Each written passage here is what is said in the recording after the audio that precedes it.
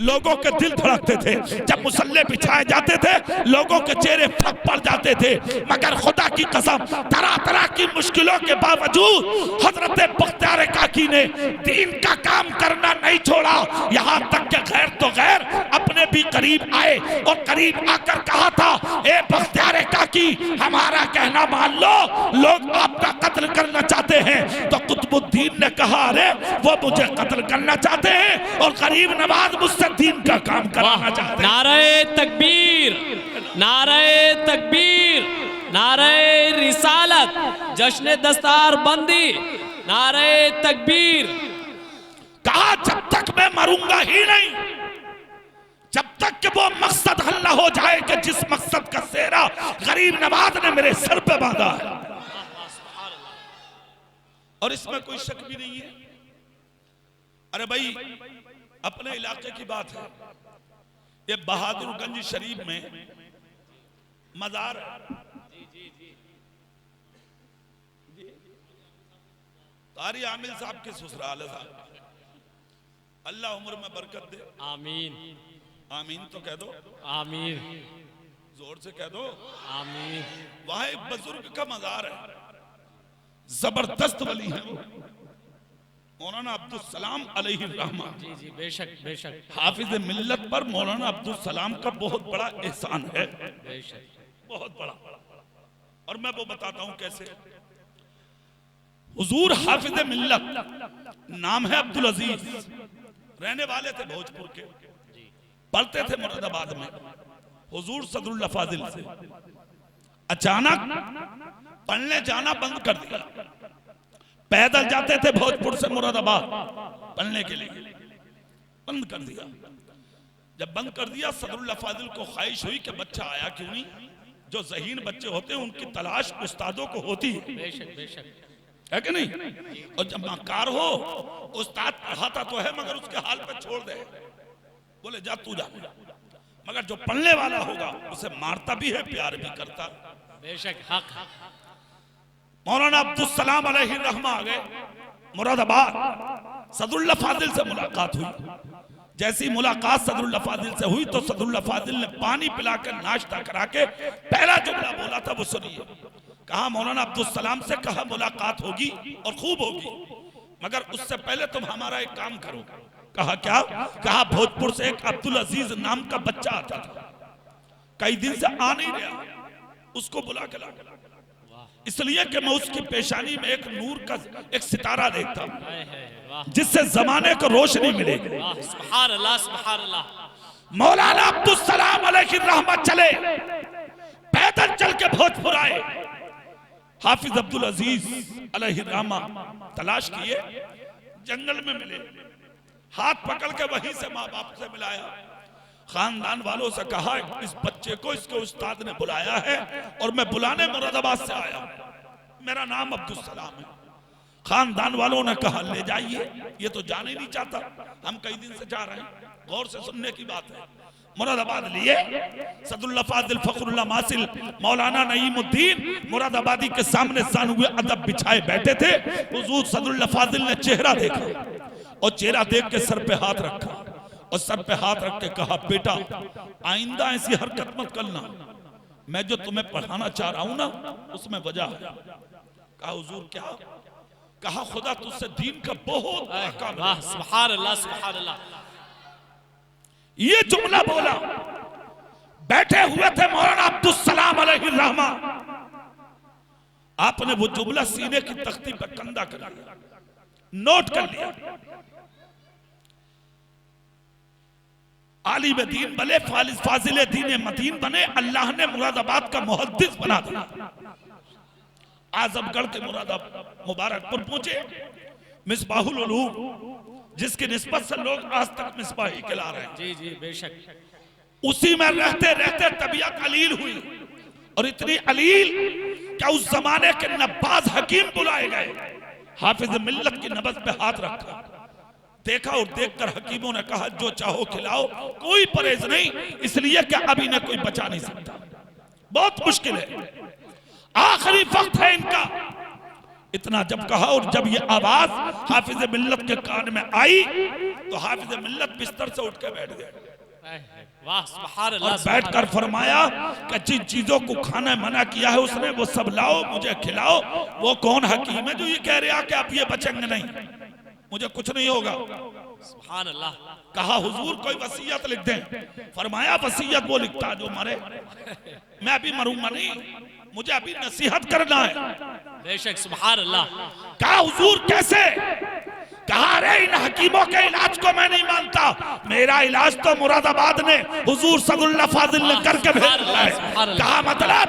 कहा मेरे उस्ताद ने एक दिन कहा था ए बेटा खुदा तुझसे दीन का बहुत बड़ा काम लेगा, अभी मेरे रब ने वो काम लिया ही कहा। जी जी अल्लाह अल्लाह।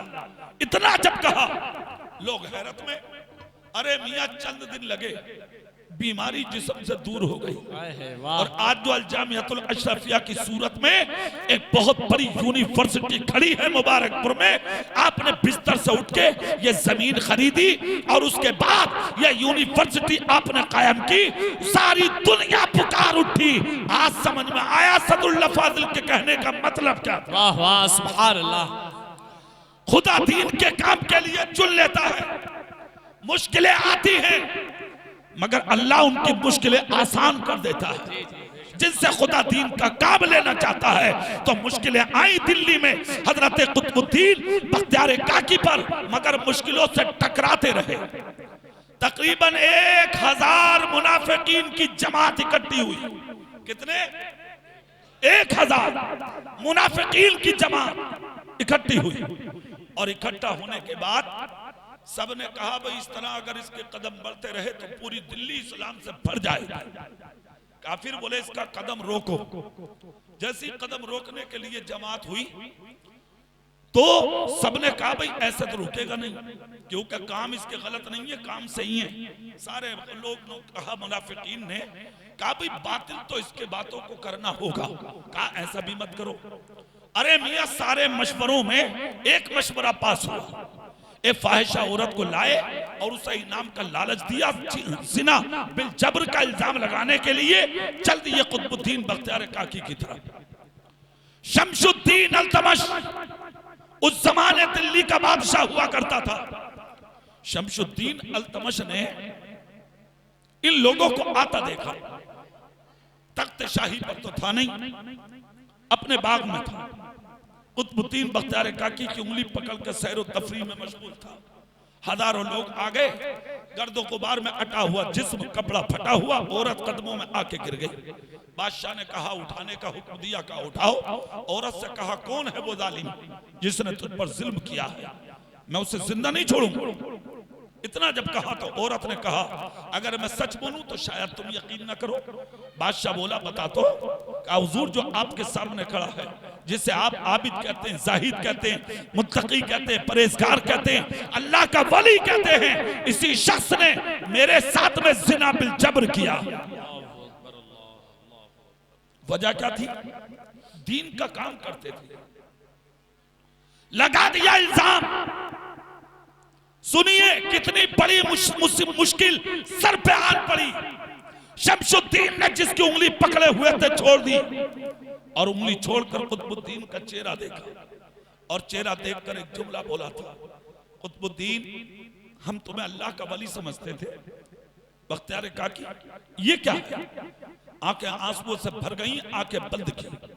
तसव्वुर में अजमेर से चल दिल्ली से चल के अजमेर पहुंच गए। सुभान अल्लाह।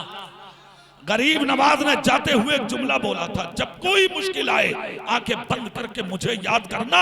इन्होंने तसव्वुर ही तसव्वुर में किसी से ना कह के सारा माजरा गरीब नवाज को सुना दिया।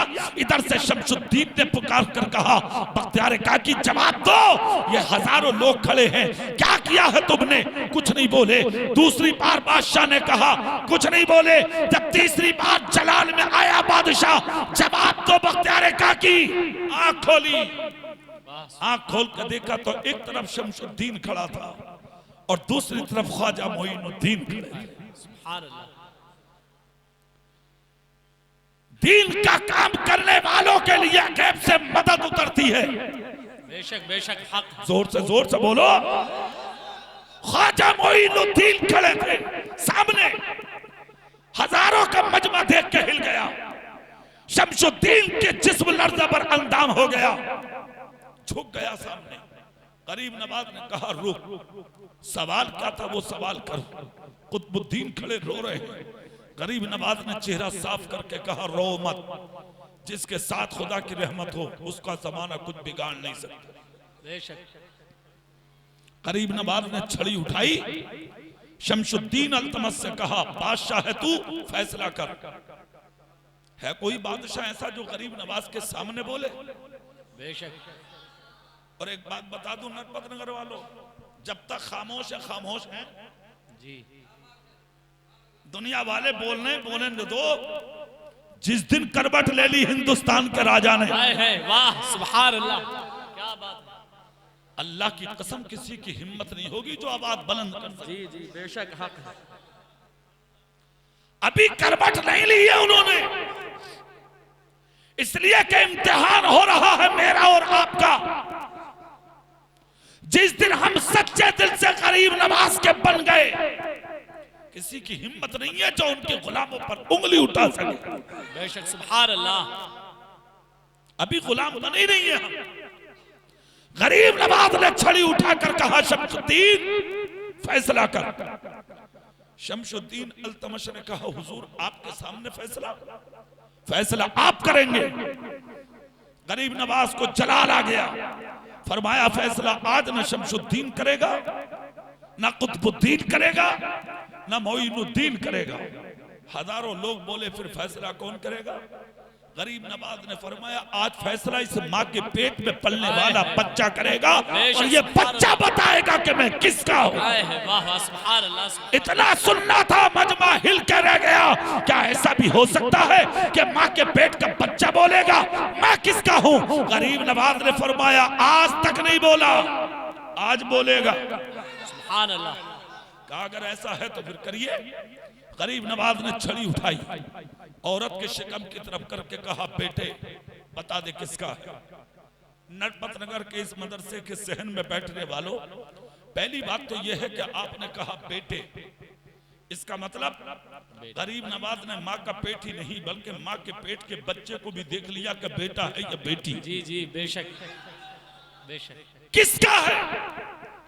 आवाज आती है कि आने की जरूरत क्या थी? इशारा कर देते तो मैं कुतुबुद्दीन को बचा लेता। क्या बात है। गरीब नवाज बोले बैत बता दे किसका है। बच्चे ने कहा शमशुद्दीन भी सच्चा, कुतुबुद्दीन भी सच्चा, ख्वाजा मोइनुद्दीन आप भी सच्चे। मेरी माँ झूठी एक फाहिशा औरत है, एक चरवाहे से मुंह काला करा के आई थी इनाम के लालच में, इस्लाम को और आपके गुलाम को बदनाम करना चाहती थी। जब ये आवाज मजमे के कानों तक पहुंची, हजारों का मजमा गरीब नवाज के कदमों में गिरा और गिर के कहा देर मत करिए, कलमा पढ़ा के मुसलमान बनाइए। इसलिए कि जब अजमेर के मोइनुद्दीन का ये आलम है तो मदीने के रहमतुल लिल आलमीन का आलम क्या हो। नारे तकबीर, नारे तकबीर, नारे रिसालत, जश्न दस्तार बंदी हजरत मौलाना इकबाल साहब क़िबला, नारे तकबीर। एक आसान बात बताऊंगा, मदद अल्लाह की हमारे और आपके लिए भी उतर सकती है। बेशक बेशक। अच्छा ये मानते हो या नहीं जी? अरे भाई मदद आ सकती है या नहीं आ सकती? हक है, आ सकती है। ना आने की वजह हुज्जतुल इस्लाम इमाम गजाली ने लिखी,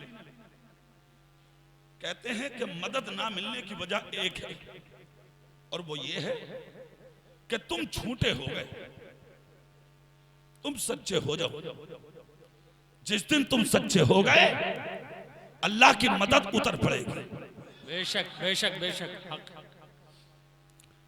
आज हम जिस मुल्क में जिंदगी गुलामी के साथ गुजार रहे हैं, यही है वो हिंदुस्तान जिसमें तकरीबन 1000 साल तक तुमने हुकूमत की। बेशक बेशक हक है। कितने साल?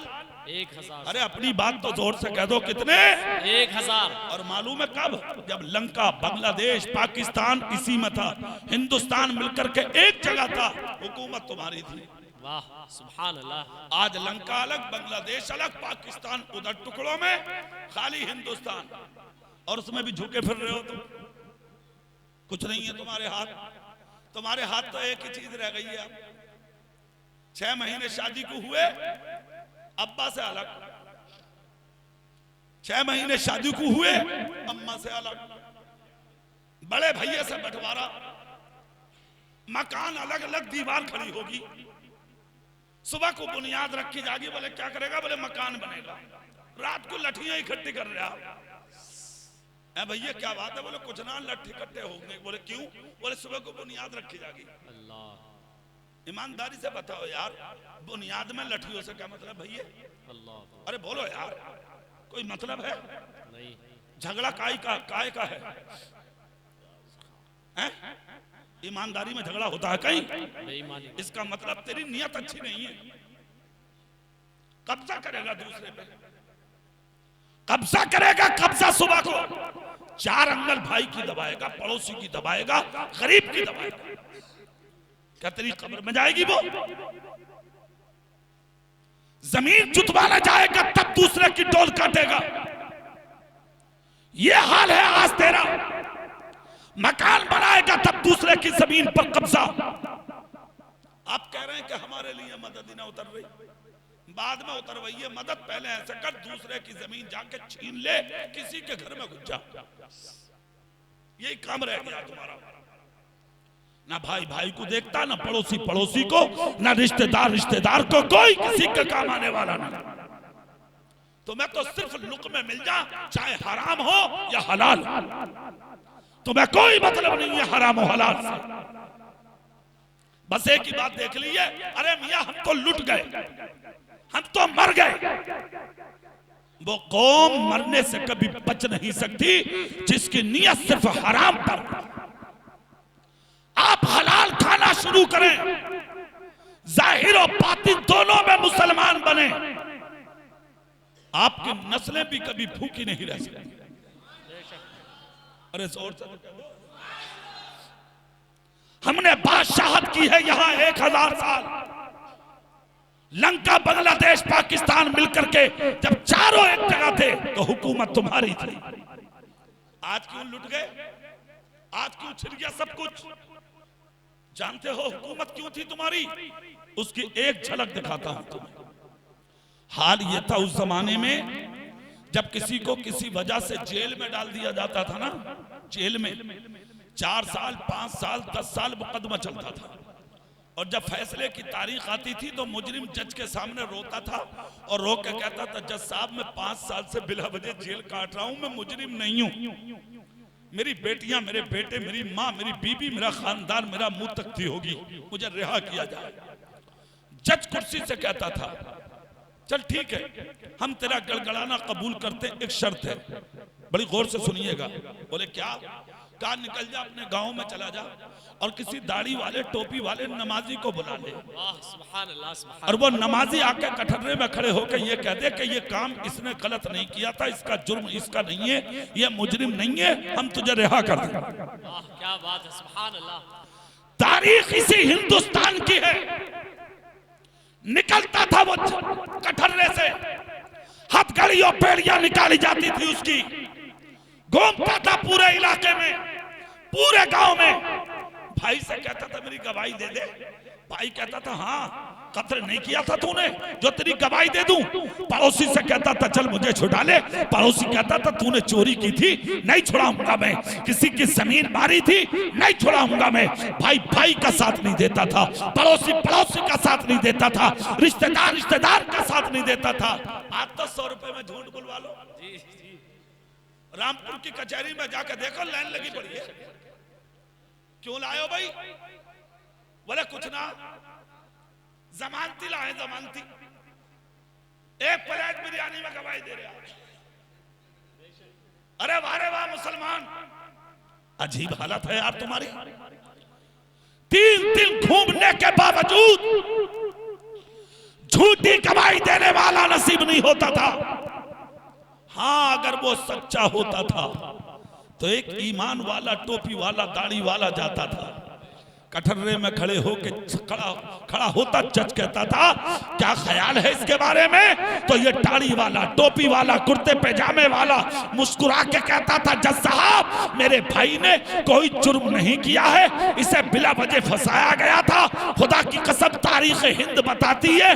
हाथ में कलम होता था जज के, सारे रजिस्टरों पे घुमाता था, मुकद्दमात को खत्म करता था और कुर्सी से ऐलान करता था ऐ लोगो हथकड़ी निकालो, बेड़िया निकालो, कटर्रे से निकाल के बाहर कर दो।